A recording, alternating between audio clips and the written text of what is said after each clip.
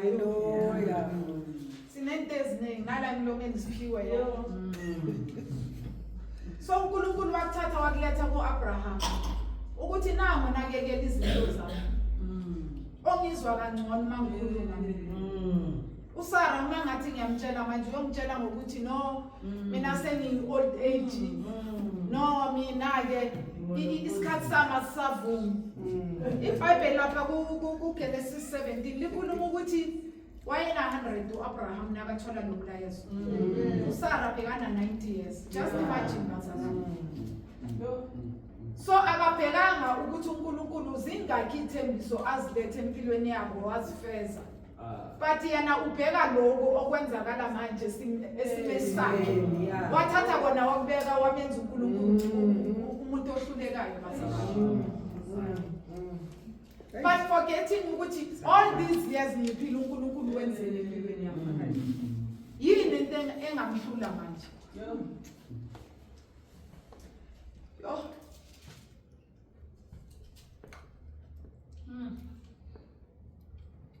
Lithi iBhayibheli ku verse 13 la ku 18.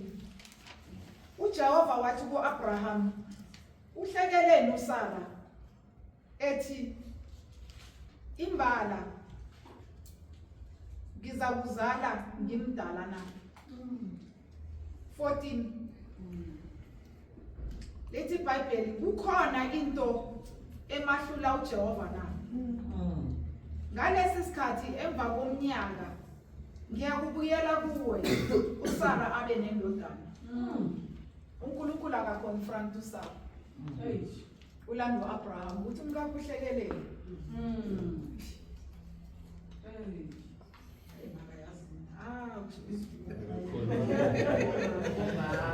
Yo, hayi namumama bazalwane yazi. Ngiyazazi namezami. Nami ngiyazazi. So kodwa kufika ukuthi uNkulunkulu akasize bazalwane. Singabula bomama bentambo umntamo ezikhuni bazalwane. Ngesikhathi lapho baba yazi bayahluleka ukuthi benze umsebenzi babasuluke ngendaba yethu. Ake sivumeni yazi phambi koNkulunkulu siye ukuba otherwise. Yazi ukuvuma kwakho ila ukholwa khona bazalwane. Ukholwa kwenzeke empilweni yakho. Ake siye kuba i-distraction bazalwane. Amen.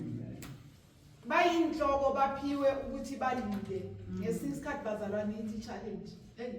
Siyaba. Hallelujah. Amen. Yo. uNkulunkulu uyambuza ukuthi ngabe ikhona into engahlulayo mina na. Ne? Lokho kusho ukungakholwa uSara ukuthi wayethi hayi yabona ngiyakubona uyakholwa mara lapho thuma hayi senze ukuthi uNkulunkulu uzenene ke manje awuzenene ne. Ngicela ukuya lapha kuHebrews chapter 14 verse 13 siyayiconfirma nayo bazalwane nonke into uNkulunkulu nakayenza. Chapter 14 verse 13.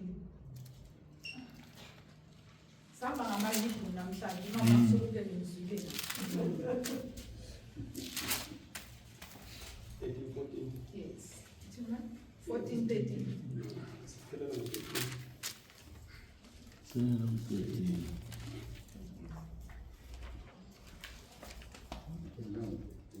Okay. Ngicela ufundele 13 years uthi. Ebazalwane habilahlile. Masiphumele kuye ngokuba lapha asinamuzi omuntu.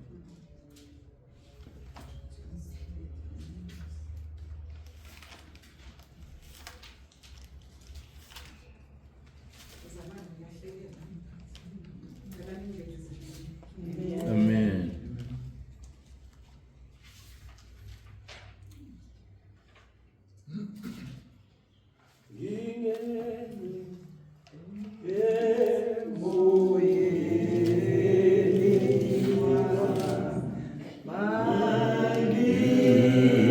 Magnifica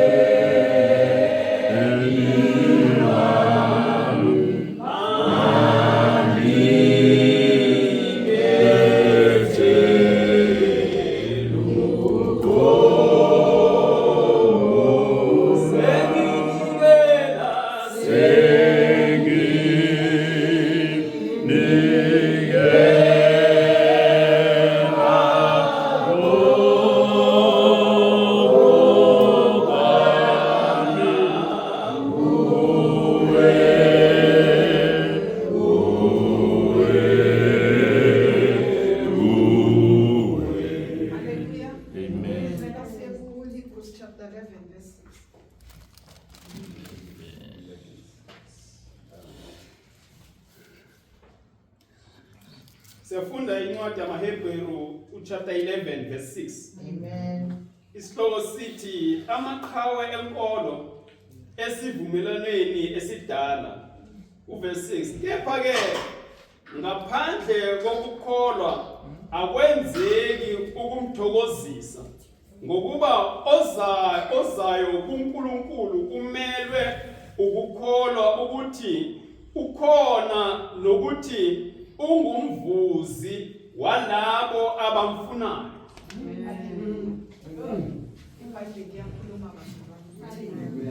Without faith, forget.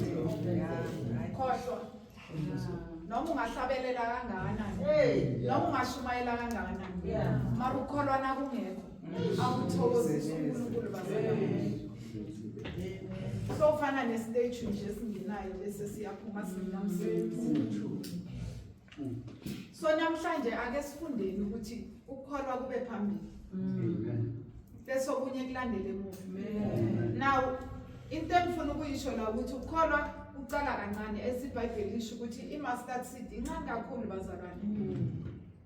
But uNkulunkulu ngokukholwa kwakho uyazikhulisela ukholwa kwakho. Akusumsebenzi wakho ukuthi wena ukhulise lokholwa. Okwakho ukuthi uhlale ekholweni bazalwane. Ufundiswe le. Bese yena mnikazi uyayinethisela ikhulu iziyenze izinto ezinkulu. Now bese ngicela siye lapha kuRomans chapter 10 verse 17. Ukuthi kuqala kanjani ukholwa bazalwane, lento engikhuluma ngayo namhlanje. Ayisizovula namhlanje bakumasini. Singabalandeli. Ushiluma athi namhlanje siba ubakumasina namhlanje. Romans 10 verse 17. Siyafunda incwadini yabaseRoma chapter 10 verse 17. Ngaphansi kwesihloko esithi abaJuda bafuna ukulunga ngemisebenzi yomthetho kungengokukholwa noma ivangeli lishunyayele kubo. Verse 17. Yes, 10:17.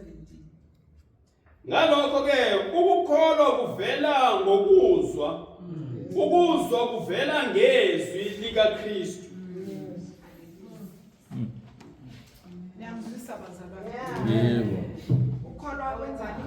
Vela ngezwi. Bese Izwi vela. ziyahambisana. Uhlala phansi, uyamamela, uyashunya Yesu. Awuceda uyamukela. Amen. Awumanamani nje uthi sengiyakholwa ngomlomo. Umlomo bazalwana awusebenzisi, sisazofunda ivesi elikhuluma ngalo. Umlomo usebenza ukholwa, izenzo zakho azihambisani nokholwa. Kungabi ukuthi umlomo uthwele ukholwa mara izenzo zakho konke okwenzayo uyamphika uKristu mara yethu unomlomo wokuthi mina ngiyamazi. Ngoba leyo sidume ngayo lezi. Athi amandebele imali enyaweni isho njalo. Hayi mara emlomeni ikhona shem. Hayi mali enyaweni mara la. Hayi. Uyibiza uyizwa kahle yabona nasebacula bathi bayishaka mnandi bazalwane awuthi uyabuyena kumele enzeza khona u1 uyabhala straight basuke bakhulumela into ezinjani so bazalwane asikeni labo bazalwane abayibokuhlala kuKristu